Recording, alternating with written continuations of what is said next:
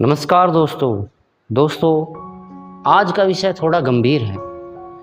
दोस्तों मैं देखता हूँ लोगों को बहुत परेशान होते हुए।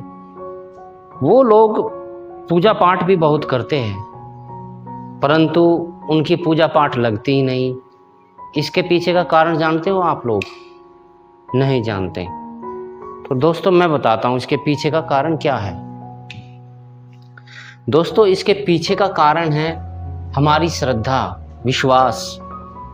क्योंकि हम अपने मन को एक जगह टिका ही नहीं सकते। उदाहरण के तौर पर एक व्यक्ति है, उस व्यक्ति को किसी ने, पंडित जी ने या किसी बाबा जी ने बताया कि बेटा आप लगातार 40 दिन तक भगवान शिव का अभिषेक किया करो, उससे आपके बिगड़े हुए काम और मन की अभिलाषाएं पूरी होगी। अब उस व्यक्ति को लगता है वाह, बाबा जी ने तो अच्छी बात बताई है।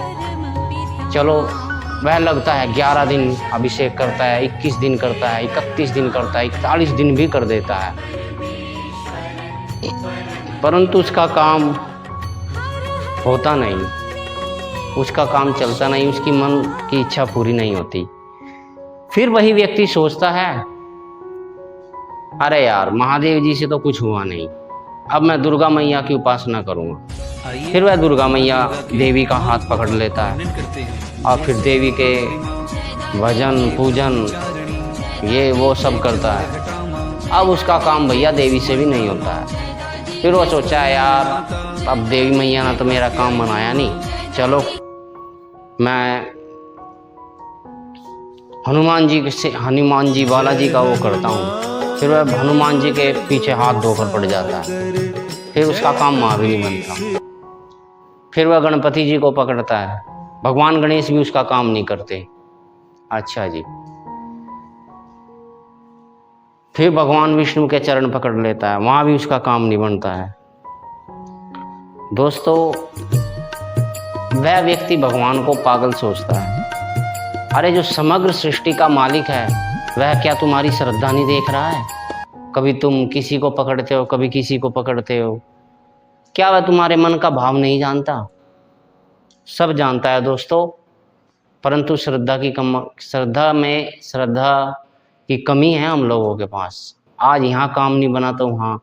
परंतु वह व्यक्ति नहीं जानता कि एक रूप से सब उपजाया, दोस्तों ईश्वर अलग नहीं है। हाँ, वो अलग अलग रूप में विभाजित जरूर लगते हैं। अब वो भगवान को ही पागल समझ रहा है। महादेव जी ने, अरे सभी एक तत्व से बने हैं, सब वो साक्षात ईश्वरी है भैया। एक को पकड़ लो, आपका ऐसा कोई काम नहीं है जो नहीं होगा। परंतु आपको तो घूमने की आदत हो गई ना, आज यहाँ, फिर उसका कहीं भी काम नहीं बनता है। फिर वह जाता है किसी ज्योतिषी के पास। ज्योतिषी देख के उसकी कुंडली बताता है, अरे भैया आपकी तो शनि में राहु चल रहा है। ओहो, आपका तो शनि में राहु चल रहा है भैया, दिक्कत है, नवग्रह शांति पाठ कराओ। अरे मूर्ख, 9 ग्रह सभी ये जो भी है, तो महादेव जी को छोड़ के, दुर्गा मैया को छोड़ के, अब देखो उसका पतन हो रहा है। उसकी अश्रद्धा के कारण, अविश्वास के कारण उस व्यक्ति का पतन होता जा रहा है। कहाँ था वो? महादेव जी की उपासना में लगा था, फिर वो सब छोड़ दिए, पंचदेव भी छोड़ दिए, फिर आ गया वो नवग्रह पर। वहाँ भी उसको मन में शांति नहीं मिली, कोई इच्छा नहीं पूरी हुई। फिर वो सोचता है यार यहाँ भी काम नहीं होना। फिर उसको बता दिया किसी ने, भाई तुम्हारे तो देवता पितर रूठे हुए हैं, उनको मना। फिर वो देखो अब वहां से भी नीचे आ गया, अब उनको मनाने में लग गया वो। फिर भैया उसको वहां से भी शांति नहीं मिलती, पितर भी उससे खुश नहीं होते, पितर भी उसकी पूजा स्वीकार नहीं करते, उस व्यक्ति से प्रसन्न नहीं होते। ये उदाहरण है दोस्तों, एक व्यक्ति का मैं जो दे रहा हूँ आप लोगों को, उदाहरण दे रहा हूँ कि हमारी मनोवृत्ति कैसी हो गई है आजकल लोगों की। क्योंकि मैंने देखा है दोस्तों लोगों को ऐसा करता होगी। ठीक है भैया, यहाँ भी उसका काम नहीं बना, पितर भी उससे खुश नहीं हुए। अब वह व्यक्ति पता क्या करता है, फिर बढ़ जाता है वो टोने टोटकों में। देखो उससे अब नीचे लेवल में आ गया, उससे भी नीचे लेवल पे आ गया। अब फिर वह बढ़ जाता है टोने टोटकों में। ये कर, चौराहे पे दिया रख, वो कर, हल्दी चढ़ा, ये उल्टे सीधे, फिर वहां से भी उसका काम नहीं बनता, उसकी बुद्धि हो जाती है भ्रष्ट। फिर वो पकड़ता है किसी मौलवी को, भैया मौलवी उसको बांट देता है गंडे ताबीजों में। काम तो उसका वहां बनना ही नहीं था। और मौलवी तो अब अपने प्रोपगंडे चलेगा। अब उसको मूर्ख व्यक्ति को ये नहीं पता ये तेरे को क्या पता नहीं क्या दे देगा और क्या कर देगा। अब उसका दोस्तों वहां भी काम नहीं बनता, वो सब प्रकार से भ्रष्ट नष्ट हो जाता है। दोस्तों मेरा कहने का मतलब है, जब तक आपके मन में अपने इष्ट के प्रति, आप चाहे किसी को भी मानते हो, भगवान शिव हो, भगवान गणेश हो, भगवान सूर्य नारायण हो, माँ आदिशक्ति दुर्गा हो, या कोई भी हो दोस्तों, जब तक आपका अपनी उनकी साधना के प्रति, उनके प्रति अखंड विश्वास नहीं होगा, विश्वास लेके आप नहीं काम करोगे, तो आपका काम बनने वाला नहीं है दोस्तों। घूमते रहो, फिर ऐसे ही धक्के खाते फिरो, यहाँ से वहाँ, यहाँ से वहाँ, कहीं आपको शांति मिलने वाली नहीं है। दोस्तों मेरे कहने का तात्पर्य है कि अपने इष्ट के प्रति अपना विश्वास जगाओ, कर्म योगी बनो, नित्य निरंतर साधना करो। ये नहीं कि 10 दिन किया अगले 5 दिन गैप, 5 दिन किया अगले 10 दिन गैप, फिर छोड़ ही दिया।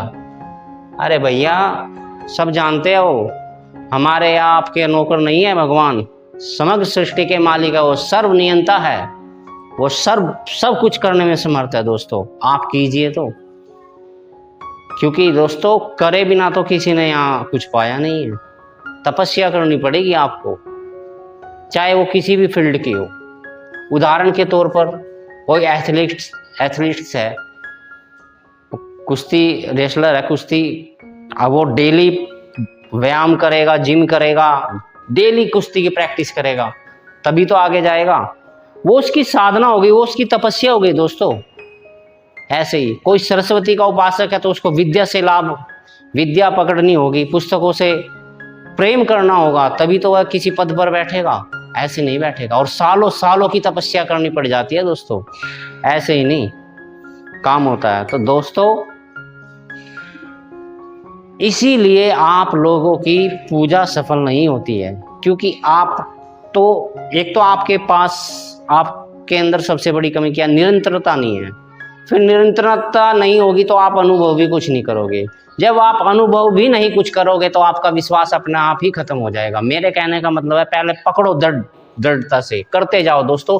सुख दुख आएंगे जिंदगी में, आते हैं, मैं मानता हूँ बिल्कुल आते हैं सुख दुख, हर एक के आता है, ऐसा तो कोई नहीं हो कि पूर्ण सुखी हो संसार में। परंतु जो अपने इष्ट का, अपने ईश्वर के प्रति दृढ़ भावना से तपस्या में रत होता है, उसका ऐसा कोई काम नहीं है जो ईश्वर नहीं कर सकते दोस्तों। वो तो पत्थर में भी घास उगा सकते हैं। तो आपके दुख क्या है, आपका दुख क्या है उनके आगे? आपके पास तो आपके दुख का 1-2 ही रास्ता होगा, उनके पास तो 100 मार्ग है दोस्तों, 100। आपको पता भी नहीं लगेगा किस माध्यम से वो आपका काम बनवा देंगे। तो गीता में भी कहा है दोस्तों, लाभ उसी को होता है जो टिका रहता है, जो श्रद्धावान होता है उसको ही ज्ञान की प्राप्ति होती है। श्रद्धावान लभते ज्ञानम। इस वीडियो का बनाने का तात्पर्य यही था कि दोस्तों अपनी श्रद्धा को मजबूत कीजिए, अपने इष्ट के प्रति आपके प्राण तक हिल जाए पर विश्वास नहीं डिगना चाहिए। फिर आप जो अपनी जिंदगी में देखोगे ना चमत्कार, बस मैं क्या बताऊं दोस्तों, आप खुद ही अनुभव करना मेरी इस बात को। थोड़ा वीडियो लंबा हो रहा है, बस मेरा कहने का तात्पर्य यही था कि विश्वास के साथ अपने कर्म को करो, अच्छे मार्ग को चुनो दोस्तों। इसी के साथ सभी को धन्यवाद, सभी को हृदय से राम राम।